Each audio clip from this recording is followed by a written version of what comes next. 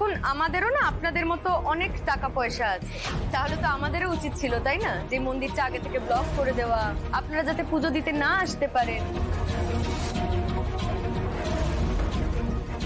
আমাদেরকে ডিস্টার্ব না করতে পারেন। Isn't it? দিদি, লেট মি হ্যান্ডল ইট। আমি কথা বলছি, ঠিক আছে?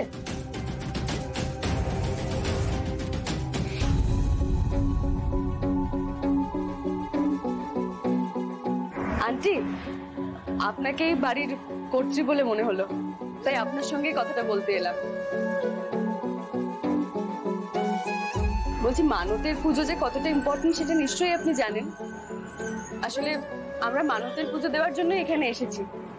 আর আপনি তো জানেনই, মানতের পুজো যেদিন থাকে সেদিন না দিলে দেবী রুষ্ট হন। সরি, আসলে আমাদের কারোরই ইচ্ছে করছিল না এভাবে জোর করে ঢুকে আসতে, কিন্তু এক প্রকার বাধ্য হয়ে আমরা এসেছি। আমাদের মানতের পুজো আছে আজকে, সেই দিল্লি থেকে এসেছি আমরা। আমরা দুই বোন এসেছি বাবার সঙ্গে।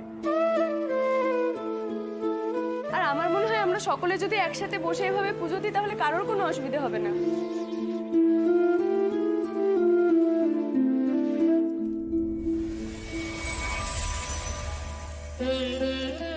মা তো সবারই, আমাদের সবার প্রার্থনাই মা শুনবেন। এখানে সবাই মিলে একসঙ্গে পুজো দিই।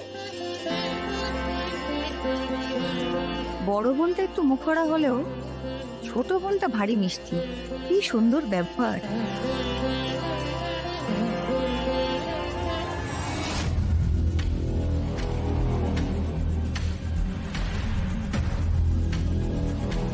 ও আমাকে ঠকিয়ে দিল।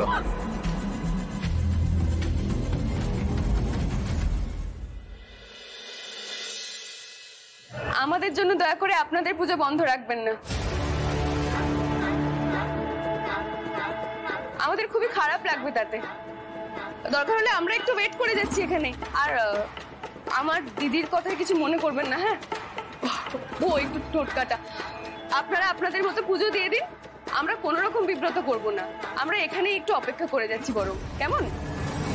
এ কি কাকু, এটা তো হতে পারে না। তুমি কথা বলো কমিটির সঙ্গে। ঐশী, থাক, আর আপত্তি করিস না।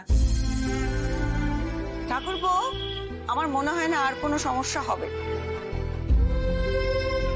তুমি একদম ঠিক বলেছো মা, সত্যিই তো। ঈশ্বর তো সর্বসাধারণের, সকলের। কেউ একজন তাকে কুক্ষিগত করে দখল করে রাখবে, এ তো হয় না। রাখ ওটা। এই শোন, একদিন ক্যান করলে না কিচ্ছু হয় না। তোকে আমি বারবার করে বললাম দিদি ভাইয়ের আশেপাশে থাকবি, যা বলবে তাই করবি। তুই একটা কথাও শুনলি? হ্যাঁ, ধোঁয়া লাগলে কষ্ট, রোদে পুড়লে কষ্ট, এত কষ্ট হলে হবে কি করে? হবে না। আসলে কাজটাই করতে পারলি না। এই বোন না, কথা বুঝতে পারো না নাকি? হ্যাঁ, শুধু শুধু ঋষির দিকে ড্যাব ড্যাব করে তাকিয়ে থাকলে কিচ্ছু হবে না। হ্যাঁ, মেন হচ্ছে মাকে ইমপ্রেস করা, ঋষিকে নয়। কারণ রাতারাতি ঋষির বিয়ে দেওয়ার জন্য মা বেশি ইন্টারেস্টেড। ঋষি কিন্তু বিয়ে করতে ইন্টারেস্টেড না এত তাড়াতাড়ি। বুঝতে পেরেছি? সিম্পল কথাটা বুঝতে পারছো না? এসব টেনশন বলো। এই ঐশী, মেয়ে দুটো দেখো তো, অ্যাটিটিউড রাখ। আসছি, হ্যাঁ?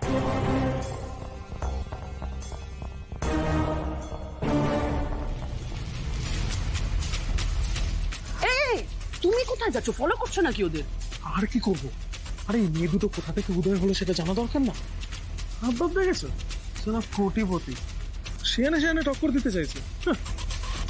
খেতে কোনো কাজ নেই না শঙ্খ? হ্যাঁ, জাস্ট কোনো কাজ নেই। মেয়ে দুটো যখন সত্যি সত্যি পালিয়ে গেল, তখন কি তুমি আর কাকামণি কোনো কাজের কাজ করতে পেরেছো? পারোনি তো। এখন এদেরকে ফলো করছো। আরে ভাই, আমি বন্যাকে নিয়ে আসলাম, কোথায় কোথায় মায়ের কাছে গিয়ে বন্যার ব্যাপারে দুটো ভালো ভালো কথা বলবে, মিষ্টি কথা বলবে, মাকে কনভিন্স করার চেষ্টা করবে। সেসব কিছু না করে তুমি মাকে মন্দিরে ঋষির সঙ্গে রেখে চলে এলে। এখন তুমি ওদের ফলো করছো, মানে সিরিয়াসলি? আমি শুধু কিছু করে দাও, কাজের কাজ কিছু পারে না করতে। আরে এই আরে শোনো না রে বাবা। মানো, দেখছিস আসছে ওরা। আরে আসবে, এদিকে তো আসতেই হবে। কার আসার কথা বলছিস দিদি? মাছ জাল বিছিয়েছি, এবার সেটাকে গুটিয়ে তুলতে হবে না? এখন একটু আলাপচারিতা হবে, ফোন নাম্বার এক্সচেঞ্জ হবে, তারপর তো নেক্সট মিটিংটাও ফিক্স করতে হবে, রাইট?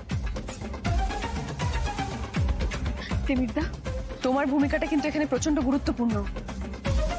তিমিরদা, সবটা ভালো করে শুনে নিয়েছেন তো? আসুক না, আমি ঠিক সামলে নেবো। Good, be careful. হ্যাঁ, মানেটা কি বলো তো? জাস্ট একবার কথা বলি। তুমি কথা এখন তোকে বলতে হবে না, তুই শুধু সুন্দর মুখটা নিয়ে চুপটি করে দাঁড়িয়ে থাকবি। কথা যা বলবার সব আমি বলবো, তাড়াতাড়ি আয়। আমি কি থালাটা ধরবো? তোমার অসুবিধা হচ্ছে?